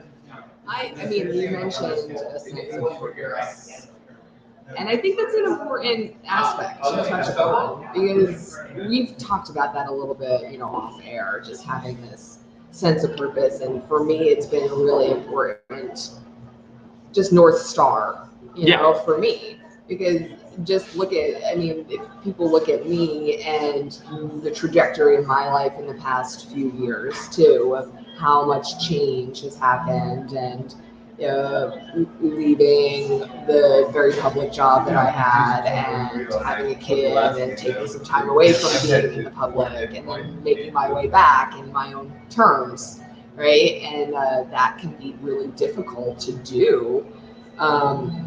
But I've talked about it, about needing to do something that I have, feel like I have a sense of purpose. Absolutely. Right? Like I need to have I do have a sense of purpose in being a parent, so I don't want people to feel like but I think parents will understand, like people who are parents that also work or also own businesses or also have other interests, we all do, like you have to do something other than be a parent, do something, right? Like you need to, like, this was your baby. This was for a long time. Time. So you need to have something else other than your baby. People keep telling me, they're like, you should go on a vacation. You should take so much time off. And I'm like, after 3 days, I'm going to be so bored. Like, that was going to be what am I going to do? Like, how long do you think before you are done sitting idle and you get really antsy, and then you're like calling me up going, what can I do? And I'm like, I got plenty of work for you if you want. I don't know. or something, like, really, how long do you think that you can rest? I really don't know, because at this point, I'm only 28 years old. So, like, he's a baby. I am very young at this point. I've done a lot of things that by the age of 28, I've done a lot of things. but I've always worked. I got my first job when I was 18, out of high school, and moved out and just like was in the workforce. Dude, take a gap year. It sounds like gap years are expensive right now, so I don't know about that. A gap week? Gap week? Can we compromise here? A gap quarter? I don't know. Can we do that? Hey, Elvis, can we afford a gap quarter? Gap what? Quarter? 3 months 3 off? months off? Hey, he says sure. I mean, after this, I'm going to be jobless, so unemployment, here we go. Well, whatever you need, I think we're going to support you on whatever you do, I think. And you're going to land on your feet with all the other cliches. Whatever cliches I have to throw at you, I'm going to throw at you. Well, thank you. We'll get there. We'll get there. Just as long as you don't leave us. That's been, I think, one of the great questions that I did not realize was going to be asked so much. Like, when we announced our closing, I'm not from here, but Elvis is from here. Like, we bought a house here. My in-laws are here. There's family here. Like, that's the whole reason that we kind of came over here. Is there was a draw to this region and everything. I grew up in Vancouver, Washington, so I didn't have any specific ties to the area and anything, but like, now I've been here and I've met so many wonderful people, and like, people are like, but why? Please do not leave me. You're going to finally see what it's like to not have everybody come to you. To have to plan coffee meetings with every single person that you actually want to see in your life. And you're going to see how busy your life becomes. That is very true. That is very true. So that becomes your life, coffee meetings. Probably at this point. Well, good. It's also like I'm gonna have to make coffee at home. You don't usually? I don't make coffee at home. I just come to work. Oh. I got a stovetop espresso maker, and I'm just like, that's so hilarious. Do I know how to do this? I use my machine here. It's gonna be good. It's gonna be good. So I know that you're handy, but do you do any other, like, besides color guard? Are there other extracurricular activities? Are we gonna like see Teddy on stage or in a band? Oh no, not. I would know. I do not play musical instruments. Like do burlesque. I don't know what you're thinking. I don't know. Like, we'll see what kind of comes about. I did drama in middle school. I was in two of my school plays. I did soccer all through my childhood until I joined my dance team in color guard in high school. So I still miss playing soccer in an adult setting. So I don't know what's around here in the Valley.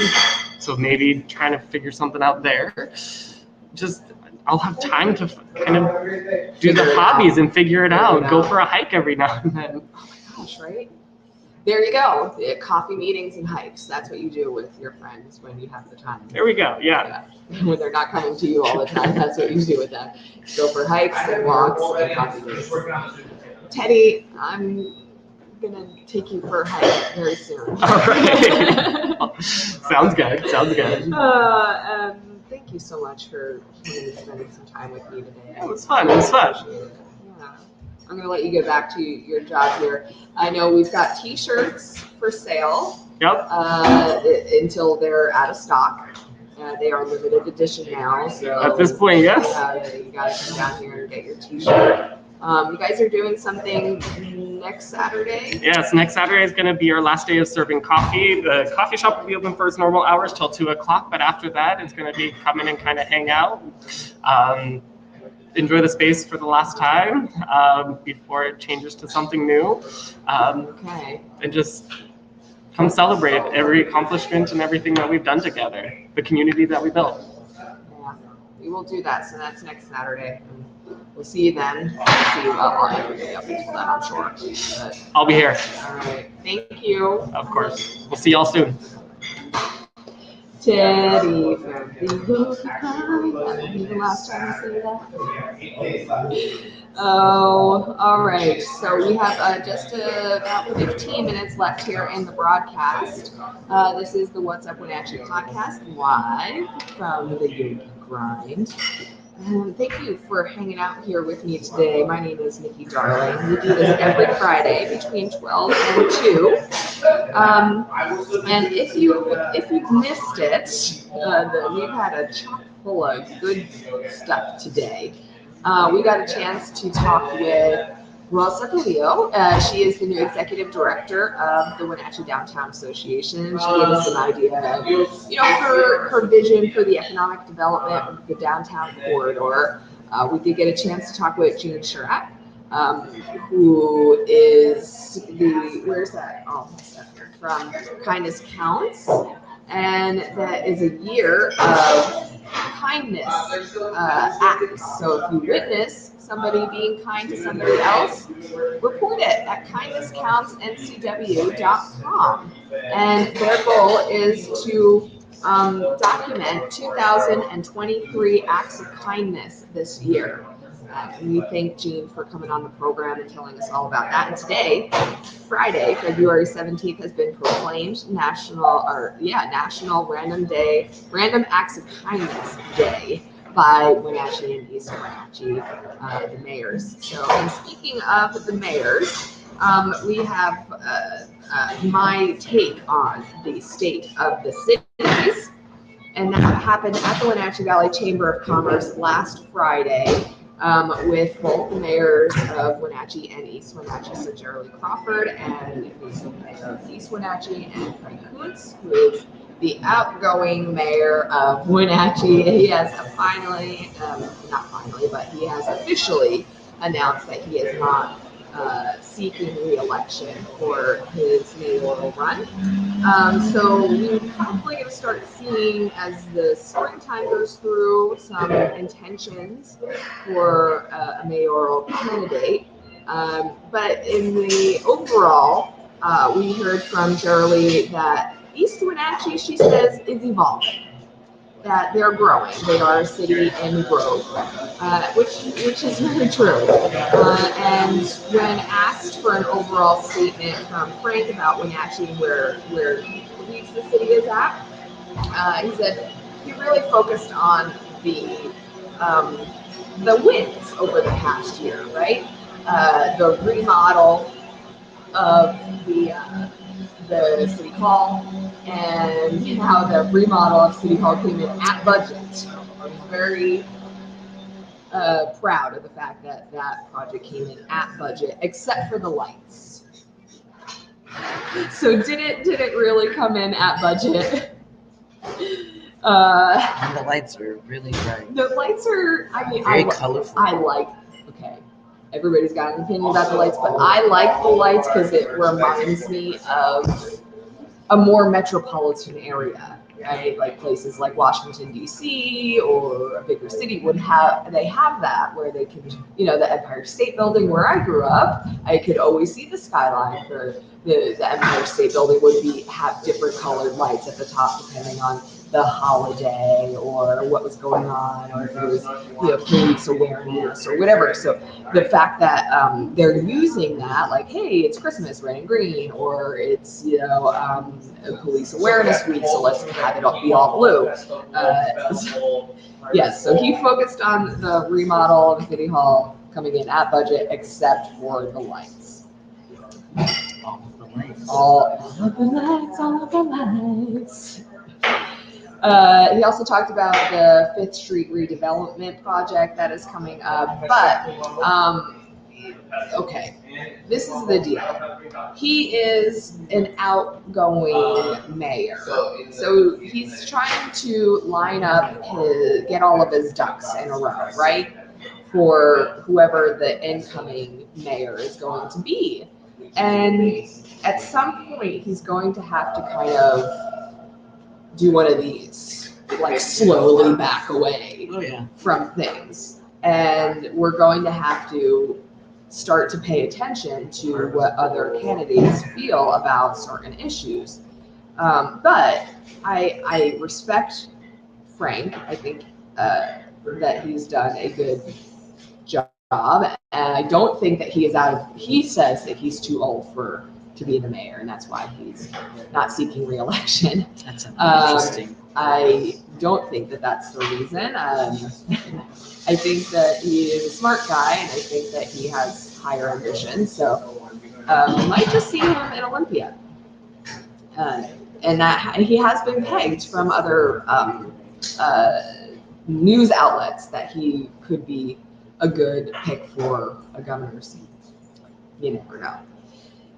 I don't think we've seen the last of Frank Kuntz, but he did bring up a good point in the State of the Cities last week at the chamber that normally, and this is how I'm going to bring in this where do we sit in the rank of homelessness in the state? Where does Washington State rank within the rest of the nation as far as our homelessness numbers? Because Frank was talking about, we typically see a 1% growth in our population numbers every year. Now, think about this in our area. We have about 30,000, 35,000 people population in both Wenatchee, East Wenatchee areas. So over the course of a year, do the math, that's 3,500 people over 10 years. Keep doing the math.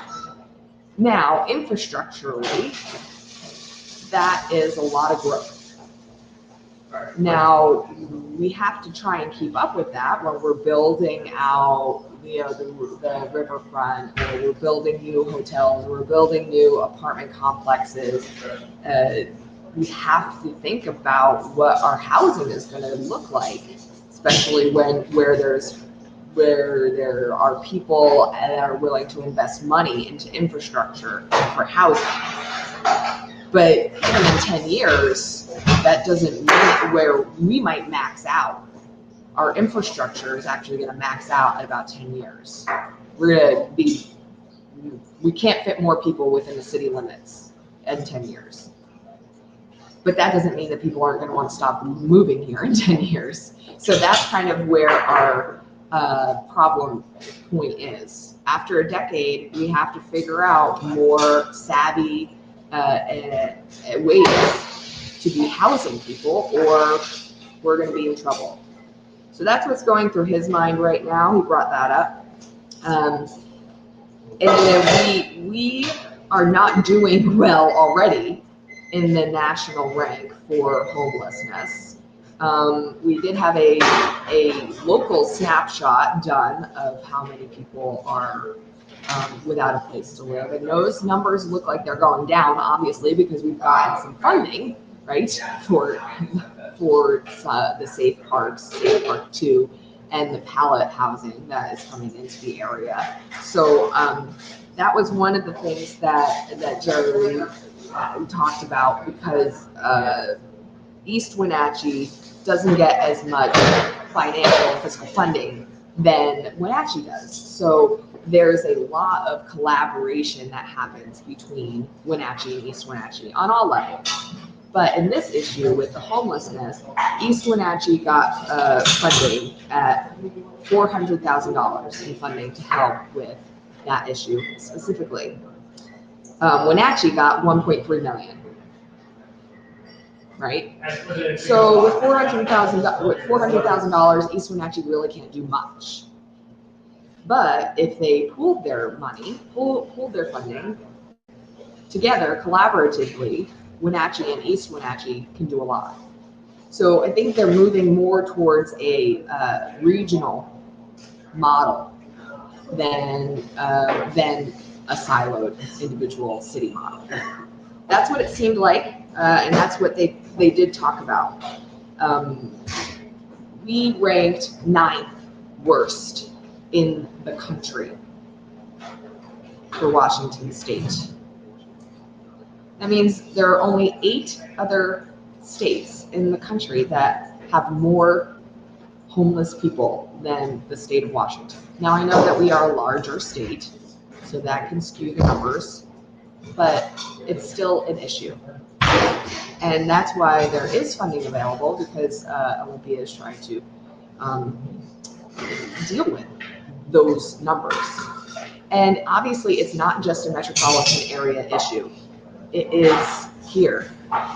on this side of the Cascades, we have this issue here that needs to be systemically dealt with. And there are people in this town that do want to talk about that. They do want to deal with it. Oh, yeah. Yeah. And the last thing, so I know that Frank he has officially announced he's not seeking re-election. But I had said earlier on a different podcast, maybe like last month or whatever, that I wasn't really anticipating that he was going to announce that until like April or May. Yeah. So this is a little bit early for him. But the reason that I had said that was because of this appropriations bill that is going up for vote in Olympia, and it is for an $85 million stipend to finish the Confluence Parkway. And that is Frank's like baby, right? Like that's going to be like his legacy kind of deal. Like we get this Confluence Parkway funded and permitted, then he can do his like, all right, I'm out of here. I've got the Confluence Parkway permitted. There's still some PUD approvals that need to go through. We've got the money. It's funded. Some people are like, but you need to like see this project through like to the end. That's probably going to take like, who knows how long, like 5 years maybe you build the whole thing. He's like, no. Yeah, he's still planning. No, I don't want to. He's like, no, I don't need to see it through. Like, as soon as it's paid for, it's done. Like, to me, it's done as soon as it's paid for. So he's basically waiting for this appropriations bill to pass in April, and then as soon as that does, and the PUD gives their approval on it for I think the permits, then he's like, I think mentally he's done. He's like that, okay, all right. Who's the next person? That's a good question. Who is the next going person? to? That is a great question. Yeah. We don't know. I've talked with a few people about who they think it might be, but I'm not willing to say anything. I don't think we have any official. I'm throwing my hat in the ring. No, we have not run for gotten any office. officials. Yeah. No officials yet. And it's still pretty early. Yeah. So you and I had talked a little bit about the state of the city's deal. And the one thing I had shared with you that I wanted to kind of be the last thing that I'm sharing about today is I got a chance to talk with Jerry after the state of the cities. Steve, who is the executive director of the Wenatchee Valley Chamber of Commerce, he was the one moderating this panel with them. Right. And we talked about about being a leader in any community, but specifically being a leader in this community. And because they do a lot of collaborative efforts and how he was talking about himself in leadership, but us as a community, we ask people to walk into a role of leadership knowing what bag comes along with that role, right? In that bag comes criticism and judgment and contempt prior to investigation. All of those things from all different entities on both sides. Yes. Yeah. And so why would we be asking people to continue to be stepping into leadership roles like Rosa, right? At a young age, and continue to be stepping into these roles when they know and we know that it's not going to be easy. It's going to be hard. You're going to be looked at, you're going to be criticized, you're going to be judged, you're going to have to hear the feedback, you're going to have to hear all the backlash, you're going to have to take the calls. What the example that they gave was both Frank and Shirley decided to put up the diversity banners in their cities. And then he had to field all the phone calls and all the emails and all the people who didn't want the diversity banners to go up. And Shirley was like, okay, like, we just want every single person in our community to feel like they belong here. How can we make one person feel like they belong and not make another person feel like they don't belong here? Like, that doesn't make any sense. And so when her response to this, how do we ask people to be a leader when we know how hard it is and what they're getting into, she had like the best answer. She just brass tacks was like, because it's worth it. And not everybody can do it. No. Not everybody can be a leader in their community. Not everybody can charge forward and set an example and be an inspiration. Not everybody can be a Rosa. It's true. That's why not everybody is a Rosa, right? Right. You can't. Not everybody can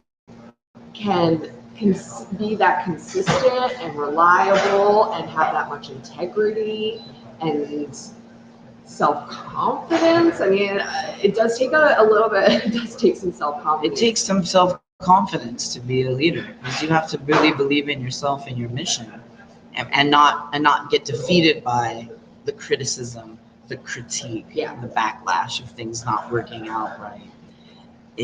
They're tough shoes to fill. Or you need to have some good people around you that remind you on those moments and those days that when it does get hard and they go, hey, do you remember that time when you really changed that person's life? That's why they say it takes a village. Yeah. Because every great leader has to be surrounded by a group of really good people that help them to maintain themselves, and because you're gonna have to have conversations that are hard, and you're gonna have times when you just feel like you're done, you're throwing in the towel, and you need those people around you to remind you, hey, remember who you are, remember why you're doing this, remember you knew it was hard. You know, so various situations, from the presidency all the way to a mayor's role, and then down to just citizens in a neighborhood. You do see that. And the people that work really hard to get things moving are surrounded by good people, like yourself. I do, and I surround myself with good people like you, for sure. I do. You have to. Because, you do. Because like I said earlier, on the regular, I go, am I doing the right thing? Is this the right? Is anybody paying attention? Because it gets hard, and it wears on you. And you have to be reminded. And once you're reminded, it allows you to just kind of re-engage and remember what your mission was to start. Right. And when you have the confidence of really close people around you that are reminding you of that, it kind of brings you back to center. And so it's amazing. Being a leader is it's like what we were talking about. We had a conversation, we don't have a lot of leaders because we have a lot of people that follow leaders, right? And if we had all leaders and nobody following leaders, then where would we be? Mm-hmm. We would all be going in our own direction. Yeah, you need leaders, and you need people to follow those leaders. Not everybody can be a leader. No. And I believe you said it best when you said that we weren't all designed to be leaders, because leadership is hard. It's hard. If it were easy, we'd all be doing it, right? I believe I'm quoting you exactly now. Yeah. And there's truth to that. There is truth to that. So anyone hearing this should know that you can take the good with the bad, and you surround yourself with some really strong people who appreciate you, admire you, and see your potential. Very important. That can help you grow as you grow yourself into the role that you're in, like you, Nikki. You know, and it's incredible to see how far you've come. So I'm gonna put that out there because I have to remind you of that. I think you remind me of that myself. So. I do. Yeah, that's the thing. You need it's a symbiotic relationship. It has to be a give and take and a balance. So I do appreciate you and thank you for your help today, Grayson, on our broadcast. We are gonna wrap things up as we are over our time. No soul saved past the hour. Okay. But I do want to thank all of my guests on today's program. We have Jean Sharratt from Kindness Counts NCW.com, Rosa Pullido, and of course our gracious hosts, Teddy and Elvis, from, as of right now, the Yogi Grind. Yogi Grind. Yeah, so what's next for them? Who knows? But what's next for us? We'll be back next week for another episode of What's Up Wenatchee. And our Chief Hope Officer, Tom Neese, will be back with us, along with some other great guests. So you can join the community at www.supercast.com. We'd love to have you on there. And you can catch up on all the past episodes of the What's Up Wenatchee podcast on our YouTube page. Thanks for watching, everybody, and we will see you next time. Hi.